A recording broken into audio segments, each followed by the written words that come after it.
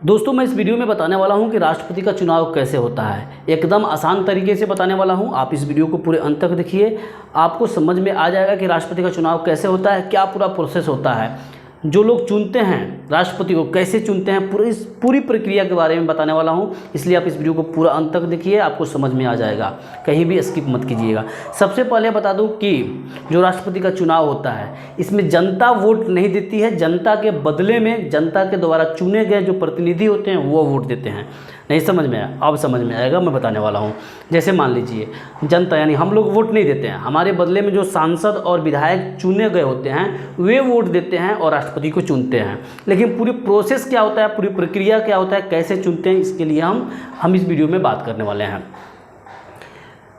राष्ट्रपति का चुनाव होता है, विधायक और सांसद मिलकर चुनते हैं। यह तो आम बात है, एकदम पूरी तरह से इतना समझ में आ गया होगा कि विधायक और सांसद मिलकर राष्ट्रपति को चुनते हैं। लेकिन चुनते कैसे हैं? जनसंख्या के हिसाब से। सपोज मान लीजिए कि किसी राज्य की जनसंख्या ज़्यादा है, किसी राज्य की जनसंख्या कम है, एक वोट वैल्यू निकाला जाता है। उस वोट वैल्यू के थ्रू राष्ट्रपति का चुनाव होता है। यह तो एकदम सिंपल भाषा है कि राष्ट्रपति का जो चुनाव होता है, विधायक और लोकसभा राज्यसभा सांसद मिलकर वोट डालते हैं और 50% से ज़्यादा जिसको वोट मिलता है वो राष्ट्रपति बन जाता है। एकदम सबसे पहला यह आसान है, इतना समझ में आ गया। लेकिन जो वोट प्रक्रिया क्या होती है उसके बारे में मैं आप लोग को बता रहा हूँ। टोटल विधायकों की संख्या इस देश में, हमारे देश में, यानी एमएलए जिसको विधायक बोलते हैं, इनकी जनसंख्या है 4126। और एमपी, लोकसभा एमपी, मैं लोकसभा एमपी के बारे में बात कर रहा हूँ, लोकसभा एमपी, इनकी जनसंख्या है 543। ठीक है। और राज्यसभा एमपी इनकी जनसंख्या है कितनी? 243। समझ में आया?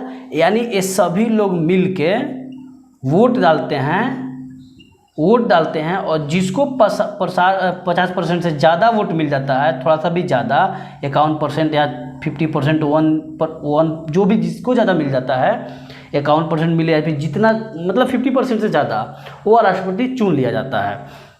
लेकिन इसमें सबसे बड़ा खेल यहाँ स्टार्ट होता है कि किसी राज्य की जनसंख्या ज़्यादा होता है, किसी राज्य की जनसंख्या कम होता है, तो ये वोट डालते हैं तो परसेंटेज निकाला कैसे जाता है। इसलिए कि वोट तो जनता नहीं दे रही है, लेकिन जनता के बदले में तो दिया जा रहा है, लेकिन वही जनता किसी राज्य में ज़्यादा है, किसी राज्य में कम है। समझ में आया? तो जब जिस राज्य में कम है उसका वोटिंग कैसे निकालेंगे? मान लीजिए किसी राज्य में विधायक ज़्यादा है, किसी राज्य में विधायक कम है, किसी राज्य की जनसंख्या भी ज़्यादा है, किसी राज्य की जनसंख्या कम है, तो ऐसे निकाला जाता है। ये अब टोटल मतलब आपको इतना समझ में आ गया। अब मैं बताने वाला हूँ। जैसे मान लीजिए 1971 के जनसंख्या के हिसाब से निकाला जाता है। 1971 के जनसंख्या के हिसाब से यह किया जाता है कि जिस राज्य की जनसंख्या जितनी है।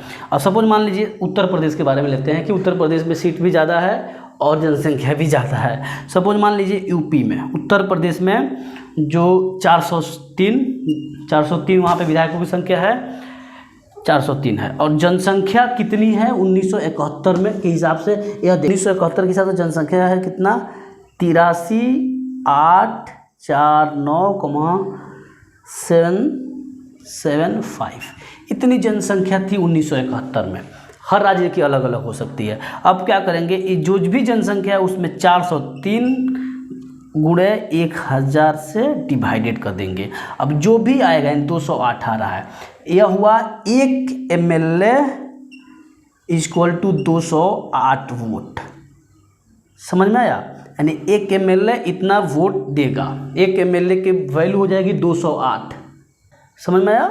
उत्तर प्रदेश में। वैसे ही सिक्किम के बारे में देखें हम, सिक्किम में तो एक एमएलए के बराबर होता है 7 वोट। समझ में आया? यानी 32 होते हैं तो 32 गुणे 7 इतना होगा। समझ में आया? तो ये टोटल हो जाता है अपना जनसंख्या के हिसाब से। अब हम निकालते हैं कि एमपी का वोट वैल्यू कितना होता है। वैसे ही एमपी का वोट वैल्यू निकाला जाता है। एमपी का वोट वैल्यू भी अलग तरीका होता है निकालने का। एमपी का मान लीजिए टोटल एमपी की एमपी है, मान लीजिए 776 है टोटल इतना है। अब इतना में क्या करें, टोटल एमपी यानी राज्यसभा एमपी और लोकसभा एमपी मिलाकर लोकसभा और राज्यसभा MP मिलाकर होते हैं 776। अब इनको वोट वैल्यू जो मिला हुआ है वोट है 4549495, इतना सपोज मिला हुआ है इनको, इनको इतना मिला हुआ है वोट, समझ में आया। अब क्या करेंगे, मान लीजिए टोटल होता 549,495 डिवाइडेड बाई 776, यानी जो भी होगा 243 प्लस 233, इतना से करेंगे 233, समझ में आया। 233 इसलिए कि ऐसे तो 245 अभी राज्यसभा सीट है 245, जिसमें से 233 को चुना जाता है विधायकों के द्वारा राज्यसभा सीट में, और 12 को राष्ट्रपति नॉमिनेट करते हैं, राष्ट्रपति चुनते हैं, इसलिए 243 लिया जाता है, वो एक अलग चैप्टर हो जाता है, समझे। 243 यानी 776 हुआ। अब इसमें डिवाइड करेंगे तो ये वैल्यू आएगा 708, यानी एक MP का वैल्यू होता है 708 के वोट के बराबर, समझ में आया। तो ऐसे वोट परसेंटेज निकाला जाता है, और उसके बाद जो वोटिंग प्रक्रिया होती है उसमें देखा जाता है कि किसको वोट ज़्यादा मिला, उसके बाद से वो राष्ट्रपति का चुनाव होता है। अब मैं एकदम आसान तरीके से आप लोगों को फिर बता देता हूँ कि जिस भी राज्य की जनसंख्या जितनी है उसमें उस राज्य की जनसंख्या में उस राज्य के विधायकों की जनसंख्या से डिवाइड कर दिया जाएगा, और डिवाइड करने के बाद फिर से 1000 में डिवाइड कर देंगे। जो भी वैल्यू आएगा वो वैल्यू एक विधायक के वोट वैल्यू होगा। वैसे ही जो भी सांसदों की वोट वैल्यू मिला हुआ है उस वोट वैल्यू में से 776 जो भी राज्यसभा लोकसभा सांसद हैं उसमें डिवाइड कर देंगे, जो भी वैल्यू आएगा वह एक सांसद के वोट वैल्यू के बराबर होगा। यानी एक सांसद के वोट वैल्यू है 708 और विधायकों के वोट वैल्यू सभी राज्य के अलग अलग होंगे। उस हिसाब से जो वोटिंग आएंगे तो काउंट किया जाएगा और मैथमेटिक्स होगा, उसके बाद से राष्ट्रपति चुन लिया जाता है। तो यह आसान तरीका है। आपको कैसा लगा इसके बारे में कमेंट करके बताइएगा।